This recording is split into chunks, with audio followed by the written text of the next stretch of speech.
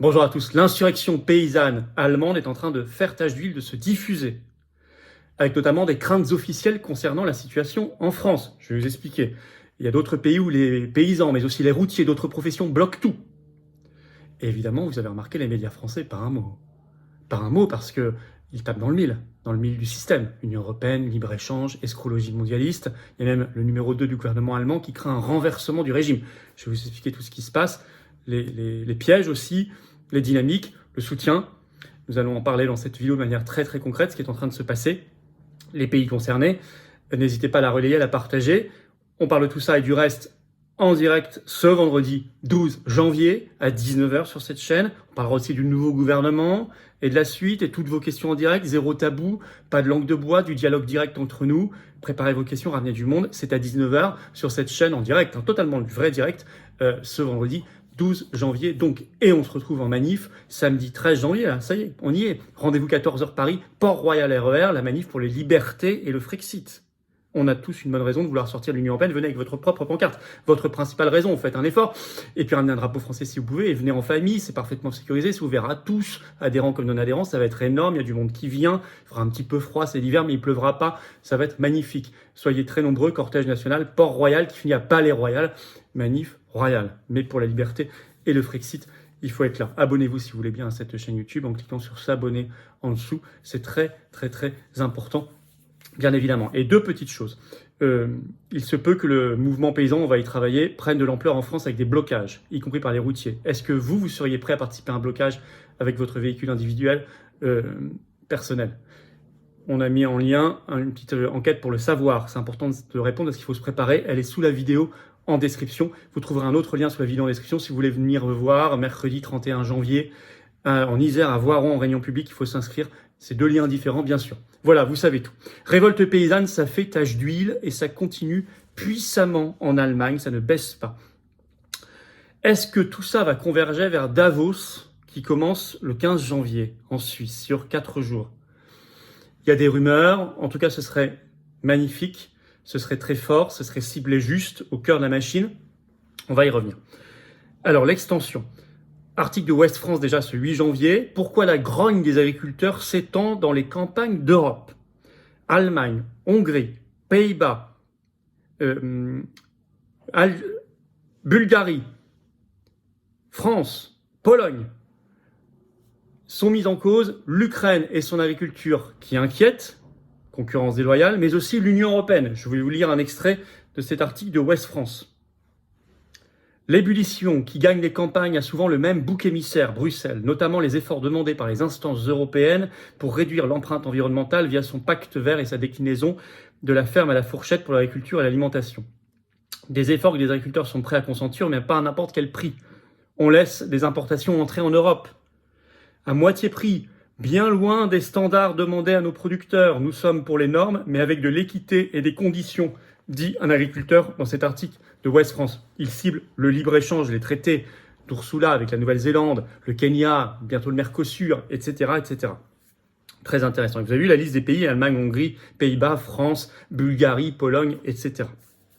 Roumanie, ça y est, le pays est bloqué. Euractiv, article du 11 janvier. Les agriculteurs et les transporteurs roumains bloquent les routes pour protester contre le coût des polices d'assurance. On remarque que dans tous les pays où vraiment ça passe à la vitesse supérieure, comme l'Allemagne, comme il y a eu les Pays-Bas avant, maintenant la Roumanie, c'est qu'il y a eu un moment, une goutte d'eau qui a fait déborder le vase. Une mesure. En Allemagne, c'était les taxes sur le diesel. Là, ce sont les polices d'assurance en Roumanie. C'est très intéressant, ça veut dire que, au-delà de toutes les causes qui mobilisent, dont tout le monde est conscient sur le fond, il faut qu'il y ait une mesure. Ça fait partie de la psychologie collective. Il faut qu'il y ait une mesure concrète qui, à un moment, fait que ça bascule dans l'autre sens. L'eau déborde du vase, quitte le vase. En France, je ne sais pas quelle sera cette mesure, mais j'ai l'impression que le gouvernement Macron-Attal a quelques idées, et donc ça va déborder. Donc vous avez le 10 janvier, vous avez eu je cite, des barrages routiers à Bucarest, donc capitale de Roumanie, et d'autres villes.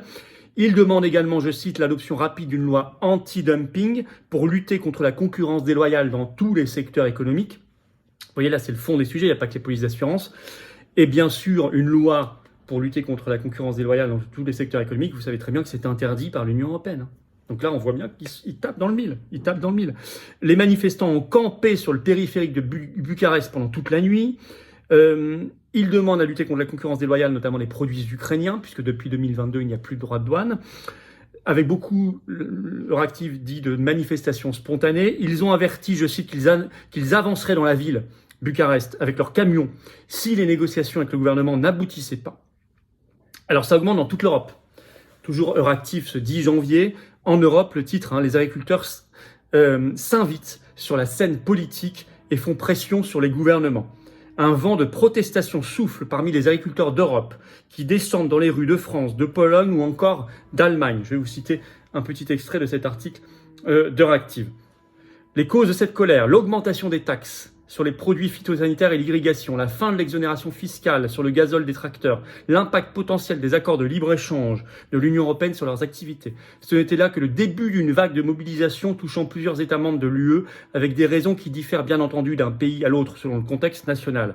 Alors que la colère peut émaner de politiques nationales, elle peut également provenir de mesures prises par Bruxelles. En Pologne, par exemple, les agriculteurs avaient instauré un blocus d'un important poste frontière avec l'Ukraine pour protester contre les afflux massifs de produits ukrainiens bon marché sur le territoire polonais qui font dégringoler les prix. Vous savez qu'il y a eu une sorte de coup d'État européiste en Pologne, avec très très grosse manif, d'ailleurs dans la nuit qu'on vient de passer là, du 11 au 12 janvier. Allez voir ma vidéo sur cette chaîne, c'est la vidéo précédente sur le coup d'État européiste mondialiste en Pologne, si vous ne l'avez pas vu, c'est très important parce que ça fait écho à tout ça. Mais en tout cas, il y a des choses partout. Au Royaume-Uni même, donc en dehors de l'Union européenne. Va-t-il se passer quelque chose à partir du 22 janvier ? Pourquoi 22 janvier ?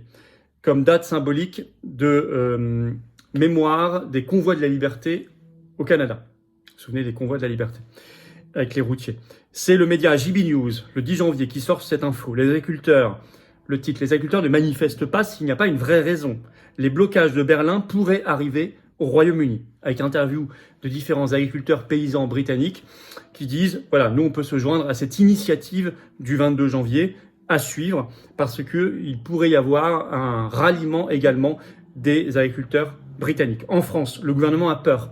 C'est Le Point qui le révèle le 11 janvier en ayant interrogé les services de renseignement. Le titre, colère des agriculteurs. Après les Pays-Bas et l'Allemagne, la France, pour l'interrogation, une situation surveillée par les responsables publics français qui craignent une contagion, écrit Le Point, et je crois qu'ils ont raison de craindre. Et si la révolte gagnait aussi la France ? D'ailleurs, la révolte est en gestation en France, puisqu'on sait que depuis octobre-novembre, il y a des panneaux de ville qui sont retournés dans 10 à 15 000 communes. Aujourd'hui, on sait qu'il y a des radars qui sont bâchés, on sait qu'il y a eu des manifestations, des blocages également par des tracteurs, et quelques routiers ici et là qui ont commencé comme sur la 1 il y a quelques jours. Bref, on sent qu'il se passe quelque chose, c'est en ébullition, comme avant une éruption volcanique, il peut y avoir des préséismes. Nous avons des fractures qui se forment dans le sol, c'est exactement la situation. En tout cas, c'est surveillé de près par les autorités qui craignent cette contagion. Euractiv, le 11 janvier, annonce que la FNSEA, donc le principal syndicat agricole français, apporte son plein soutien aux actions allemandes en citant deux causes, l'Union européenne et la concurrence ukrainienne. Toujours la même chose. Bon, alors, la FNSEA dit plein soutien aux actions allemandes. Ok, c'est bien, mais il faut maintenant les organiser en France. Il faut participer en tout cas à les organiser en France. Le problème, c'est que la FNSEA, vous le savez, est très liée au gros lobby agrochimique et au système. Alors, est-ce qu'il y a à l'intérieur de la FNSEA des branches qui seraient moins liées ? C'est tout à fait possible. Les choses ne sont jamais totalement un bloc homogène. C'est plus compliqué. Et puis, il ne faut pas compter que sur ces syndicats. Heureusement que nous, on a été là pour faire les manifs pour la liberté, sur la réintégration des suspendus, le pass sanitaire, le pass vaccinal, contre les confinements, etc. Parce que les syndicats ne bougeaient pas le petit doigt.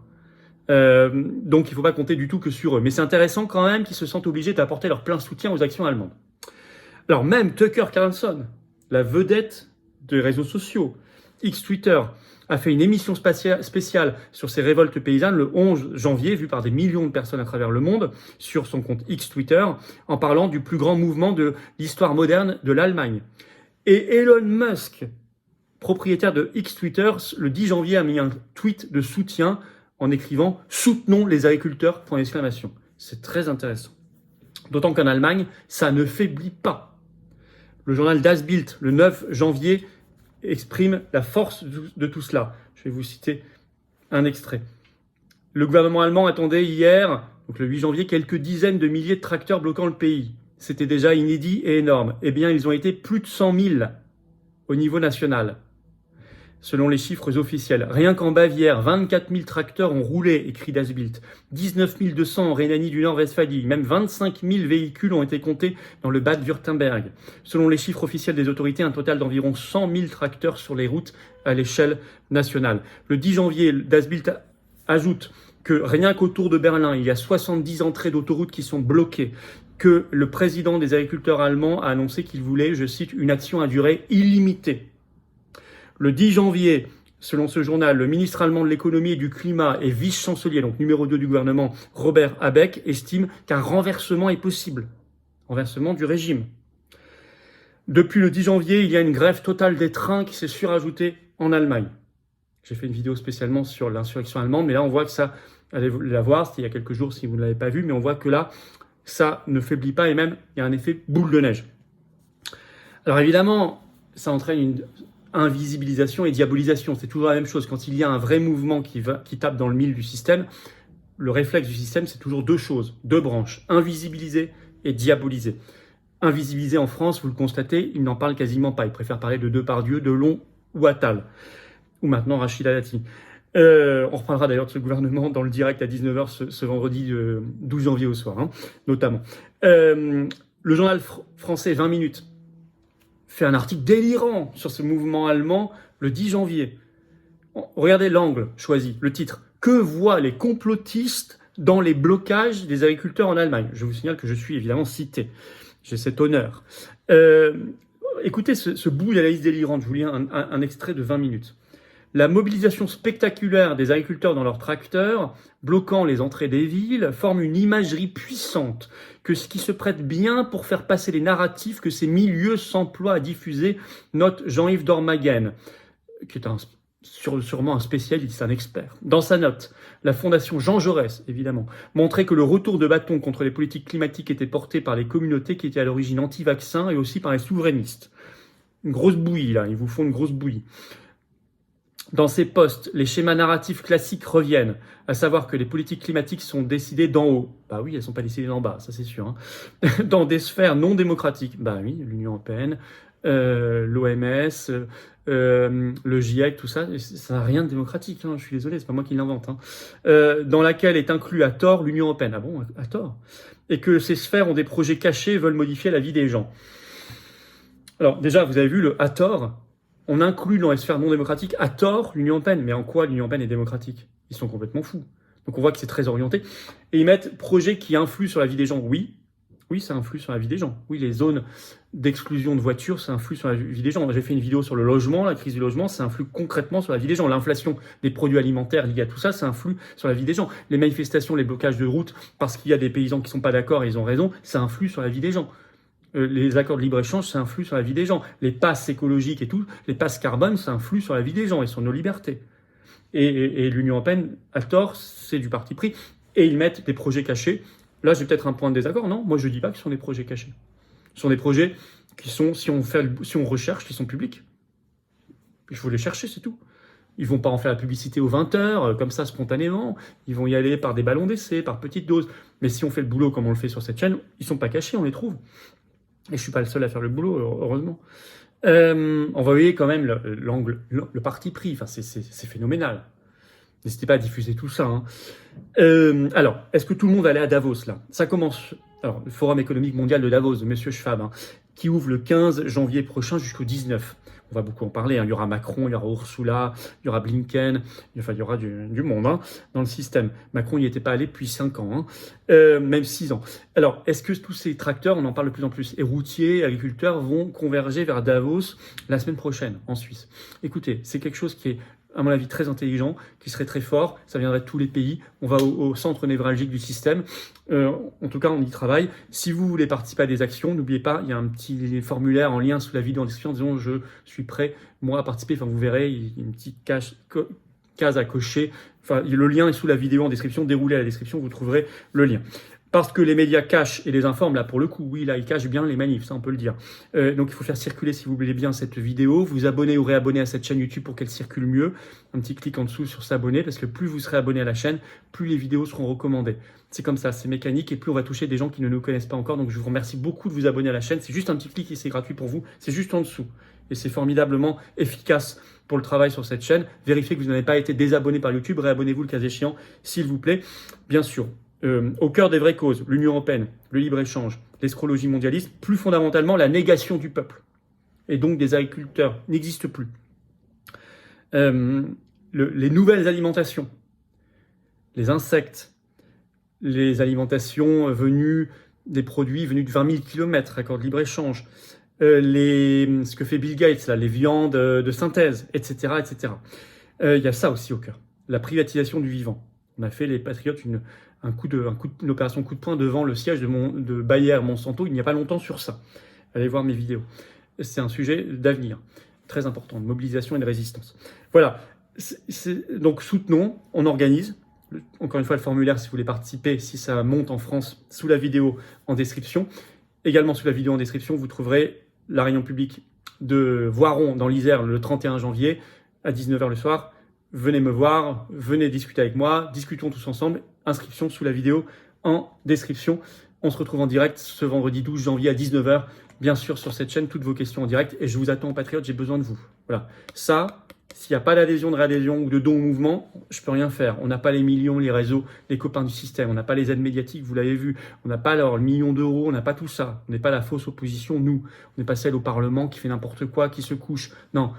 La vraie résistance, elle est là. On est largement le plus grand mouvement souverainiste et défense des libertés de France. Les Patriotes, j'ai l'honneur de le présider, mais venez, j'ai besoin de vous. Vous pouvez adhérer ou reprendre votre adhésion annuelle si elle n'est plus à jour, ou faire un don de soutien au mouvement pour nous aider à faire plus d'actions. Et on a besoin d'en faire, plus d'affiches et de tracts aussi, pour informer les gens. Ça coûte. Adhérer, réadhérer, c'est le premier lien sous la vidéo en description. Ce lien est également en commentaire épinglé, une petite fiche maintenant sur l'écran, et dans quelques secondes, un lien sur l'écran. Vous choisissez. Faire un don de soutien au mouvement, c'est facile, c'est le deuxième lien sous la vidéo en description. Comment on voit la description? Il y en a qui ne savent pas. Vous cliquez et la description s'ouvre. C'est en dessous de la vidéo. Deuxième lien sous la vidéo en description, le don. Tout ça, c'est défiscalisé aux 2/3 de vos impôts. Voilà, c'est une base concrète de vos impôts. Si vous adhérez, réadhérez, vous faites un don. Vous mettez 60 €, ça enlève 40 € de vos impôts. Plutôt que de les mettre au fisc, à Macron, à Zelensky, à Ursula, à la guerre, à toutes ces folies, vous les donnez à la résistance, pour des choses concrètes et utiles. Vous mettez 600 €, ça enlève 400 € d'impôts. Vous mettez 6 000 €, ça enlève 4 000 € d'impôts. Vous mettez 6 €, ça enlève 4 €, etc., etc. Vous mettez 20 €, ça enlève 13 €, 30, etc. Énorme bravo aux donateurs, aux réadhérents. Bienvenue aux nouveaux adhérents patriotes et vive la France.